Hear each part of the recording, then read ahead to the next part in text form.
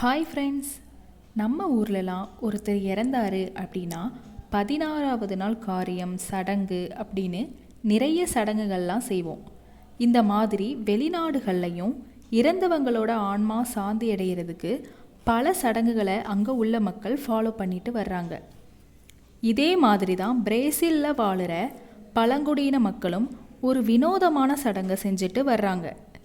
அதாவது Brazil, Venezuela இந்த மாதிரியான இடங்களில் வாழுற பழங்குடியின மக்களோட இனத்தோட பேர் தான் யனோமாமி. இந்த மக்கள் என்ன பண்ணுறாங்க அப்படின்னா, இறந்தவங்களை சூப் வச்சு குடிக்கிற ஒரு வினோதமான சடங்கை ஃபாலோ பண்ணிட்டு வர்றாங்க.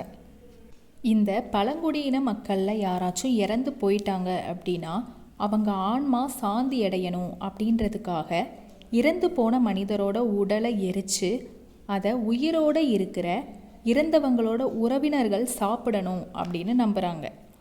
இந்த சடங்கோட முதல் கட்டமாக இறந்தவங்களோட உறவினர்கள்லாம் அழுது பாடி அவங்களோட துக்கத்தை வெளிப்படுத்துகிறாங்க.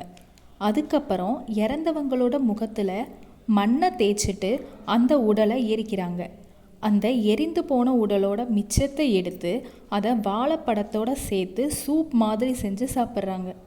இறந்தவங்க இயற்கையாக இறந்திருந்தால் மட்டும்தான் இந்த சடங்கை ஆண்கள் மற்றும் பெண்கள்னு எல்லாருமே ஃபாலோ பண்ணுறாங்க. ஆனால் அதுவே ஒருத்தர் கொலை செய்யப்பட்டாலோ அல்லது தற்கொலை செஞ்சு இறந்து போனாலோ அவங்களோட அந்த எரிந்து போன உடம்பை பெண்கள் மட்டும்தான் சாப்பிடணும் அப்படின்ற மாதிரியான சடங்குகளும் இங்கே ஃபாலோ பண்ணப்பட்டுட்டு வருது. ஓகே ஃப்ரெண்ட்ஸ், இந்த வீடியோ உங்களுக்கு பிடிச்சிருந்தா நம்ம சேனலை கண்டிப்பாக சப்ஸ்கிரைப் பண்ணுங்கள்.